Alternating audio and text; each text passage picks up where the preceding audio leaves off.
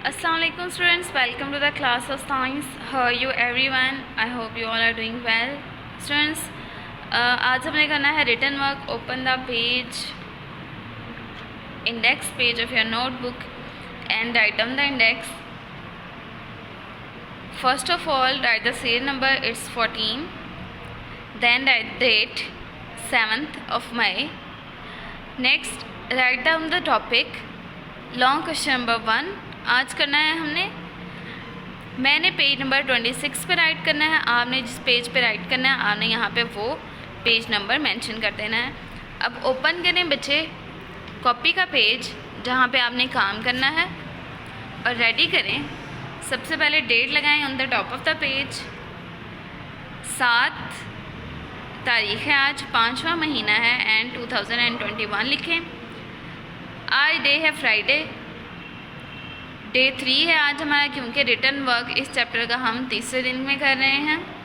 Day 3 mention करेंगे। Statement लिखें answer these question, answer the question in detail. These नहीं लिखेंगे क्योंकि आज हमने सिर्फ एक क्वेश्चन करना है, तो answer the question in detail. Question number 1 है डिफ्रेंशिएट बिटवीन, आपने डिफरेंस बताना है क्लिनिकल थर्मामीटर और लेबॉर्ट्री थर्मामीटर में। एक पॉइंट इसका ये है। दूसरा पॉइंट आपने डिफरेंस बताना है सेल्सियस स्केल और फ़ारेनहाइट स्केल में। तीसरा पार्ट है इसका, आपने डिफरेंस बताना है कंडक्शन में, कन्वेक्शन में और रेडिएशन में। स्टूडेंट्स देखने में तो एक क्वेश्चन है लेकिन ये काफ़ी लेंथी है, ठीक है, क्योंकि इसके 3 पार्ट्स हैं और हर पार्ट में 2-2 या 3-3 चीज़ों के बारे में डिफरेंस बताना है। तो स्टूडेंट्स ऐसा क्वेश्चन जो है जो इतना लेंथी क्वेश्चन होता है वो पेपर में इस तरह से मतलब कंप्लीट क्वेश्चन पेपर में नहीं आएगा।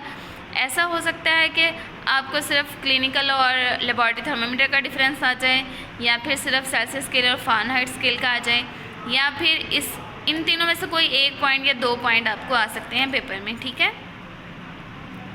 स्टूडेंट्स सबसे पहले हम क्या करेंगे, जब भी किसी 2 चीज़ों के बारे में डिफरेंस बताना होता है तो आप कैसे बताते हैं, टेबल बनाते हैं। कॉलम, एक कॉलम में लिखें क्लिनिकल थर्मामीटर, दूसरे कॉलम में लिखें लेबॉर्ट्री थर्मामीटर, दरमियान में लाइन लगा लें और हम अब इनका डिफरेंस बताते हैं। स्टूडेंट्स क्लिनिकल थर्मामीटर जो होता है ये आपके बॉडी टेम्परेचर को मेजर करने के लिए यूज़ होता है, जबकि लेबॉर्ट्री थर्मामीटर होता है ये किसी भी मटेरियल के टेम्परेचर को मेजर करने के लिए यूज़ होता है और इनकी रेंज डिफरेंट होती हैं। तो स्टूडेंट्स हम इसका आंसर लिखते हैं। जी स्टूडेंट्स हमने इसका आंसर लिखा है clinical thermometer, it is use to measure the temperature of human body, it has range from 35 degree to 42 degree, ठीक है। इसके हमने 2 पॉइंट्स लिख दिए। इसी तरह हमने लेबॉर्ट्री थर्मामीटर के भी 2 पॉइंट्स लिखेंगे। It is use to measure the temperature of all the materials, laboratory में जितने भी मटीरियल्स होते हैं उनके टेम्परेचर को मेजरमेंट करने के लिए ये थर्मामीटर यूज़ किया जाता है और इसकी रेंज होती है -10 डिग्री सेंटीग्रेड से लेकर 110 डिग्री सेल्सियस तक। नेक्स्ट स्टूडेंट हमारे पास है, उन्होंने पूछा सेल्सियस स्केल और फ़ारेनहाइट स्केल का डिफरेंस आपने बताना है। इसके लिए मैं अलग टेबल बनाती हूँ, ठीक है। इसमें मैंने 2 कॉलम बना लिए। एक साइड पे मैं लिखूँगी सेल्सियस स्केल और दूसरे पे मैं लिखूँगी फ़ारेनहाइट स्केल। अब इन दोनों का डिफरेंस बताना है मैंने। स्टूडेंट सबसे पहले तो इनके नेम का डिफरेंस है, इसको सी सिंबल के साथ शो किया जाता है जबकि फ़ारेनहाइट को एफ सिंबल के साथ शो किया जाता है। इसके अलावा इनके अपर और लोअर जो पॉइंट्स होते हैं उनका भी डिफरेंस होता है, इनके फ्रीजिंग और मेल्टिंग पॉइंट, बॉइलिंग पॉइंट का भी डिफरेंस होता है। तो स्टूडेंट्स हम आंसर लिखते हैं इसका।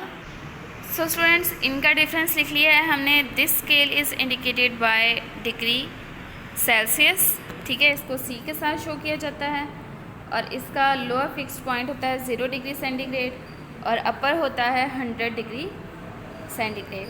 फ़ारेनहाइट स्केल में आते हैं तो ये इसको इंडिकेट किया जाता है बाय डिग्री फ़ारेनहाइट के ज़रिए और इसका लोअर फिक्स पॉइंट होता है 32 डिग्री फ़ारेनहाइट और अपर फिक्स पॉइंट होता है 212 डिग्री फ़ारेनहाइट।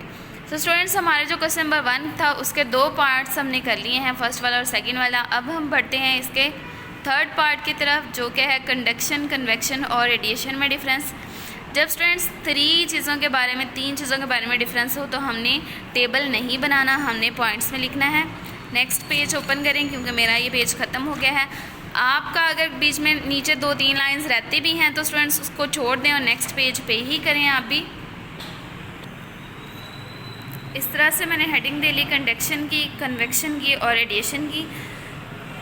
सबसे पहले मैं कंडक्शन के बारे में लिखती हूँ। स्टूडेंट्स, कंडक्शन जो है ये सॉलिड्स में होती है और इसमें मॉलिक्यूल्स मूव नहीं करते, ठीक है।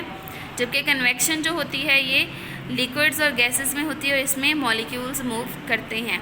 जबकि रेडिएशन जो है इसमें कोई भी मीडियम रिक्वायर नहीं होता। तो स्टूडेंट्स, फर्स्ट स्टेटमेंट लिखती हूँ मैं कंडक्शन के बारे में कि कंडक्शन एक्चुअली होती क्या है और इनका डिफरेंस क्या है।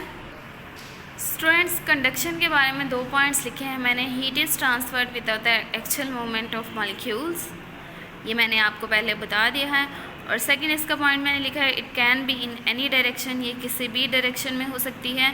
सिर्फ क्या है कि इसमें उसने कोल्डर टेम्परेचर की तरफ से हॉटर टेम्परेचर की तरफ से कोल्डर टेम्परेचर की तरफ मूव करना है। नेक्स्ट स्टूडेंट्स, कन्वेक्शन के बारे में लिखते हैं। Students, heat is transfer due to the movement of molecules, इसमें जो हीट ट्रांसफ़र होती है वो मॉलिक्यूल्स की मूवमेंट्स की वजह से होती है और इसकी डायरेक्शन अपवर्ड होती है, क्योंकि लिक्विड्स और गैसेस जब नीचे से गर्म होते हैं तो वो ऊपर की तरफ मूव करते हैं। हवा जब गर्म होती है तो वो लाइट हो जाती है और वो ऊपर की तरफ मूव कर जाती है, जबकि कोल्डर एयर जो होती है वो उसकी प्लेस ले लेती है। नेक्स्ट हम लिखते हैं रेडिएशन के बारे में। स्टूडेंट्स, रेडिएशन में मैंने लिखा है, heat is transferred without any medium, कोई भी मीडियम रिक्वायर नहीं होता इस मोड ऑफ हीट ट्रांसफ़र में।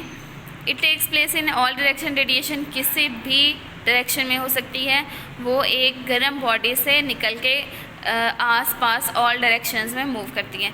सो स्टूडेंट्स, ये था आज का हमारा काम। क्वेश्चन नंबर 1 किया है हमने कंप्लीट।